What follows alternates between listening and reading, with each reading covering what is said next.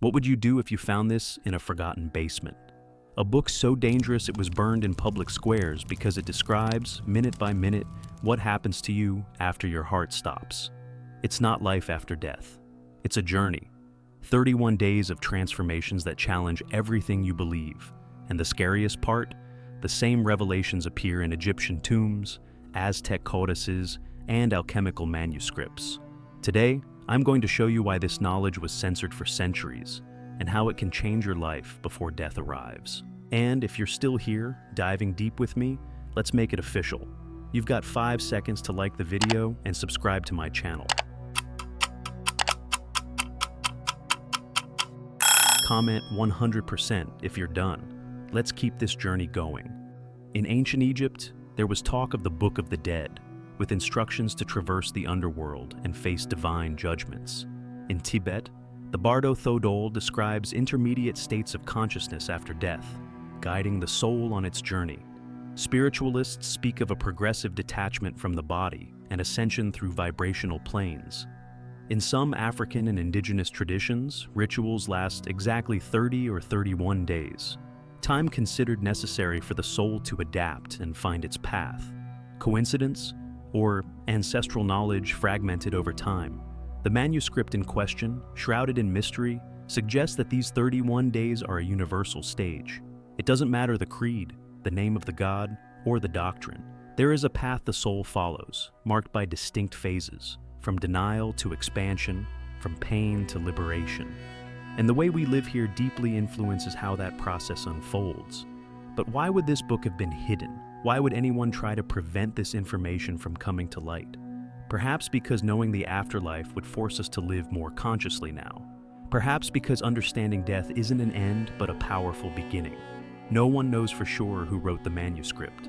What we have are fragments, legends, accounts lost in torn pages of old diaries and muffled whispers among monks. What is agreed upon among the few who claim to have seen it is this. This book is not ordinary. The most well-known story says that the manuscript was discovered by chance in the 17th century by a group of Benedictine monks restoring an abbey in the mountains of southern France. Inside a hollow wall, wrapped in linen cloth and sealed with symbols mixing Greek, Hebrew, and an as yet undeciphered language, was a set of aged pages written in red and black ink. The content frightened the monks. It clearly spoke about the 31 days after death, in a language mixing poetry, ritual instruction, and vivid descriptions of out-of-body experiences. But that's not the only origin story told. Some claim the book was channeled by an English medium in the 19th century during a series of spiritual trances. He said he heard voices coming from the threshold between worlds, dictating step by step what happened to the soul after death. Curiously, the descriptions match parts of the text found by the monks, despite being separated by centuries and continents. Another theory points to a mythical civilization predating Sumer, vanished without a trace, except for fragments of wisdom preserved in esoteric orders.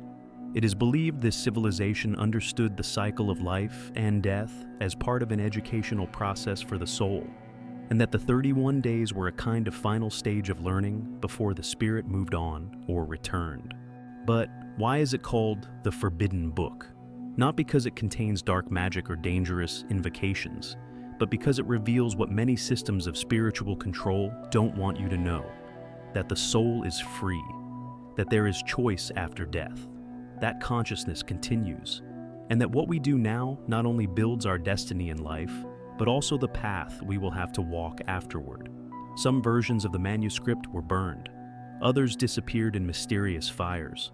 There are rumors that a complete copy is kept in a vault in the Vatican. What the book teaches echoes through various spiritual traditions and in accounts of people who have been to the other side and returned. What if it's right? If you stay with me, we'll discover day by day what happens after the last breath. Day 1. The separation from the body. Death doesn't happen in a second. It begins in an instant but unfolds in layers, as if the soul needs to release itself from matter little by little. The first day is marked by one of the most delicate moments of the entire transition: the separation from the physical body. The so-called silver cord, mentioned in esoteric traditions, in Ecclesiastes in the Bible, and a near-death experience reports, is the last link connecting the spirit to the body. It pulses, vibrates, resists, and when it breaks, either gently or abruptly depending on the person's energy, the soul, for the first time, sees itself outside its physical form. This moment is often described as a strange liberation. The soul feels immediate relief, the absence of physical pain, of bodily limitations. But there is also confusion. It sees its own motionless body, sees people around crying or trying to revive it, but can no longer interact with them. A brief state of denial is common. The spiritual mind is still tied to the idea of being the body. Many don't realize they've died. They try to speak, scream, touch, but their hands pass through the air. Their cries go unheard. It's a moment of vulnerability. Spiritual accounts say that on this first day, the soul is accompanied by one or more spiritual guides, even if it doesn't perceive them. These guides observe, protect, and often wait silently until the soul calms down. When death was traumatic or sudden, this process can be more tense. There is resistance and fear. But when death occurs with acceptance, as in cases of old age or advanced spiritual practice, the detachment happens with serenity. In practice, this is the day of disconnection. It's when the soul begins to understand that it's free, but doesn't yet know where to go. It's a state of suspension, like being on the threshold between two worlds. One foot still on earth, the other already touching something nameless. Here, the real journey begins. Days 2, 4, realizing death has happened. If the first day is marked by the separation from the body, days 2 to 4 are dominated by a more subtle but deeper whirlwind, the awareness that one has died. It seems obvious, but for the newly freed soul, it isn't. At this stage, the soul still carries the memory of matter. It feels alive. It can walk, observe, think, recall, but something is off. People don't hear it. Animals don't notice it. Words don't come out. The world, once solid, now seems made of mist. It's at this point that reality starts to sink in. The recognition of death doesn't happen all at once. It comes in waves, first a suspicion, then a certainty. The soul realizes it's in what many traditions call the lower astral plane, a kind of energetic copy of the physical world, where emotions still vibrate intensely. In this plane, the soul often remains close to the environments and people it knew in life. It tries to warn loved ones, tries to touch objects, tries to go back home. Some, in desperation, watch their own funeral. They see their bodies being buried, ears being sealed forever, and feel a pain that is no longer physical but emotional, deep. Many do not accept it. They try to reverse the situation. They scream, run, beg. Others enter a state of numbness, refusing to accept reality. The soul may relive the last moments of life over and over, as if the mind were desperately trying to find a mistake that could be undone. But there are those who, even amidst the confusion, begin to notice presences, subtle silhouettes, lights in the background, whispers coming from another dimension. These are the spiritual guides who wait for the right moment to approach, when the soul is ready to listen. During this period, prayers, elevated thoughts, and rituals performed by the living have great impact. They create bridges of light between the worlds, facilitating the spirit's awakening. That's why so many cultures maintain rites during the first 3 days, not by chance. Days 5 and 7. The life review, seeing the self. Between the 5th and 7th day, the soul enters one of the most impactful and transformative moments, the encounter with itself. Nothing external, no judges, no furious gods or condemning demons. Here, judgment comes from within. This process is described in the manuscript as the vision of reflected truth, more commonly known in many traditions as the life review. The soul relives important scenes, but not in the linear way we remember in life. It feels again everything it caused, in itself and in others. Every word spoken in anger, every act of love ignored, every small kindness forgotten. It all comes back, not as memory, but as direct experience. It's as if the soul wears the skin of those it hurt, and also of those it helped. It feels the echo of every action, every omission. Time loses shape. Every moment lived resurfaces with overwhelming clarity. This judgment is not meant to punish, it reveals. It is a brutal and liberating way to become aware of what one truly is. Day 8 to 10, The threshold. Facing the shadows. After the inner judgment, the soul is no longer the same. Something within has broken. Self-deception. And with that, it finds itself before an invisible portal, a vibrational boundary that separates the world of dense attachments from the journey toward elevation. This moment, known in many spiritual traditions as the threshold, is one of the most delicate and feared stages of the post-death journey.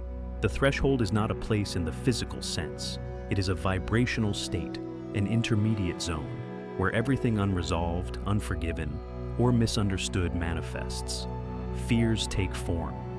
Guilt becomes incessant echoes. Addictions, illusions, and attachments return, like shadows with a life of their own. The manuscript describes this space as a valley of shadows, but not external shadows. They are fragments of the soul itself. Some spirits see labyrinths, others hear voices from the past. Some face illusions trying to trap them. Memories, people, desires, or regrets. Here, the presence of spiritual guides intensifies, not as saviors, but as silent companions. They cannot cross the threshold for the soul. Only the soul can do that. Free will remains the supreme law, even after death. But here's the essential truth. The threshold is not a punishment. It is a passage, a kind of natural purification. Like fire burning away what is no longer needed, this crossing prepares the soul for the next level of consciousness. Those who refuse to cross out of fear or attachment may remain trapped, repeating thoughts, reliving traumas. These are the souls often called earthbound or wandering spirits. But those who cultivated self-knowledge, meditation, compassion, and forgiveness in life cross the threshold more fluidly. Not without pain, but with clarity. In many traditions, this crossing is symbolized as a river, like the river Styx in Greek mythology, a bridge, as in Islamic tradition, or even a doorway of light. The manuscript suggests each soul perceives the threshold according to its own beliefs and experiences. You create the crossing based on how you lived. Days 11 to 13, reunion with the ancestors. After the intensity of the threshold, the soul enters a lighter mist. Traces of fear may still linger, but now there is something new in the air. Presences, familiar, ancient, known. Days 11 to 13 mark a reunion that many traditions describe as sacred, the contact with the ancestors. These may be family lineage, grandparents, parents, children, spiritual ancestors, guides, mentors, companions from other lives, archetypal presences, symbolic embodiments of wisdom, love, or power. They do not come to judge, they come to embrace. The soul, still fragile from the threshold, is welcomed with a warmth words cannot describe. This is not just a reunion of people, it is vibrational recognition, a frequency meeting a frequency, a soul remembering its place in a greater whole. Here, many souls are given a chance to reconcile unresolved bonds, unspoken truths, interrupted loves, inherited guilt, family wounds carried across lifetimes. And there's more. This reunion is also directional. The ancestors bring wisdom. They help the soul understand what it carries, what it must release. Where it is meant to go next, the manuscript emphasizes, this encounter only happens when the soul has reached a minimum level of emotional balance and detachment in the previous days. Souls still clinging to the past or lost in guilt may not perceive the ancestors at all, or may mistake them for hallucinations. But for those who are ready, this is one of the most healing and empowering moments of the journey. Days 14 to 16, the choice, where the soul will go. After the embrace of the ancestors, the soul reaches a turning point. There is no more denial, no more confusion. For the first time, the soul has enough clarity to face a profound decision: where to go now. But this is not a choice made with words, it's made with vibration, with the sum of everything the soul carries within. Three main paths usually appear before the soul: higher planes, for souls that have released earthly attachments and expanded their consciousness; immediate reincarnation, for souls with unresolved matters, urgent lessons, or strong ties to the material world; hesitation or stagnation, the soul cannot choose and remains close to the physical world, often becoming a wandering or obsessive spirit. This choice, although spiritual, is also deeply emotional and energetic. The soul may feel the pull to return to a loved one left behind, the desire to follow the light of its guides, the fear of letting go, and remain stuck.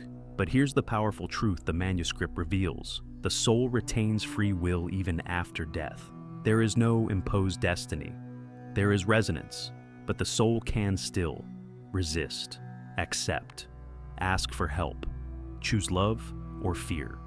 The quality of this choice depends entirely on the consciousness cultivated in life. If the soul practiced reflection, silence, compassion, presence, then this decision comes from a place of inner clarity. But if the soul lived reactively, always chasing the external, it may become lost at the most important moment. This moment becomes the mirror of who we truly are, not the persona, not the titles, not the story, but the naked soul.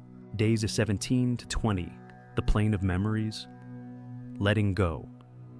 After choosing, or hesitating before the choice, the soul does not depart immediately. It must first revisit the life it left behind. This is the plane of memories. During these days, the soul is guided, either by its guides or by its own awakening awareness, through places, people, and memories that shaped its journey on Earth. It silently visits its former home, loved ones still living, childhood places, old wounds past, joys, unfinished stories. But unlike the life review, this phase is not about judgment, it's about letting go. The soul now begins to understand that these moments no longer belong to it. They were real, but now they are dreams, echoes, vibrations. Everything is ethereal. The places are not solid, but projections made of energy and memory. The soul realizes that so much of what it clung to was illusion, status, property, social identity, fear, and pride. None of it can be taken. What remains is what was lived with truth. Some traditions describe this phase as a final walk through life, but with new eyes. And with every memory released, every emotional tie gently dissolved, the soul becomes lighter, more open. But if there are strong attachments to young children, obsessive loves, unresolved guilt, the soul may become trapped in this plane, replaying scenes over and over. That's why farewell rituals are performed during this phase, to help the soul understand your time in this life is complete. Day 21 to 24, the realm of consciousness, integration. After emotional detachment, the soul enters something entirely new, the realm of consciousness. Here, time ceases to exist. There is no more narrative, no more memory loop, only pure understanding. The soul no longer revisits what was. It begins to integrate. All the pieces once fragmented by ego pain, trauma, illusion, social conditioning, now begin to reassemble into something whole. The soul may perceive itself, floating in light, in luminous spaces, in energetic fields, surrounded by beings of light or archetypal presences. These are not conversations in words. Communication here is telepathic, pure, silent, and more powerful than speech. The soul feels, understood, accepted, known. And in this space, love is not a feeling, it is a state of being. Here, many souls remember why they chose this incarnation, what their original purpose was, the meaning behind the suffering they experienced. Some are surprised, others feel profound gratitude. They realize even their pain served a purpose, to awaken something dormant in them. This is where the ego dissolves. The soul understands it was not the character, it was the actor. That the stage of life was not the truth, it was a lesson. And that forgetting who it was allowed it to remember itself fully. Now, days 25-27, resonance and arrival. After the expansion of consciousness, the soul begins to feel that it is being led towards something greater, not chosen through thought, but through vibration. These days mark a point of energetic convergence. The soul prepares to move into the plane that matches exactly what it has become. This is described in the manuscript as energetic tuning, the moment when the soul's frequency, built over a lifetime and refined in the days after death, naturally draws it to its next home. There is no judgment. No one assigns a heaven or a hell. There is only resonance. Like attracts like. The soul is pulled toward one of several types of planes. Lower planes, for souls still attached to fear, anger, control, or illusion. These are dense, emotionally charged realities where learning continues through contrast and reflection. Middle planes, spiritual colonies or centers for learning, healing, and preparation. Souls here continue evolving, often preparing for future reincarnations. Higher planes, subtle realms where the soul dissolves deeper into universal love, engages in missions of creation, assistance, or prepares for non-material existence. And the most striking part? The soul chooses, not with words, but by the vibration it has cultivated. Spiritual beings may accompany, but never interfere. They simply reflect. You are ready for this, or you still need to go through that. Sometimes even now, the soul can be helped. Prayers, rituals, and acts of deep love from the living can raise its vibration in the final moments, enough to shift its destination. The great spiritual law is simple. You don't go where you want, you go where you are, and what you are is shaped by every small choice between love and fear. Every moment of presence, every silent act of kindness, every truth spoken, every attachment broken. Days 28-30, Final Grace, the last influence from Earth. These final 3 days are described in the manuscript as the last moments between worlds. The soul already feels the pull of its destination. The vibration surrounds it, but it is still open, still receptive. This is the time when the influence of the living can have the strongest effect. The soul exists in a state of semi-vibrational openness, like standing in a doorway, 1 foot in, 1 foot out. Prayers, masses, mantras, candles, intentions, all of these still reach the soul here, and they matter. Ancient cultures knew this. In Egypt, candles were kept lit for 30 days.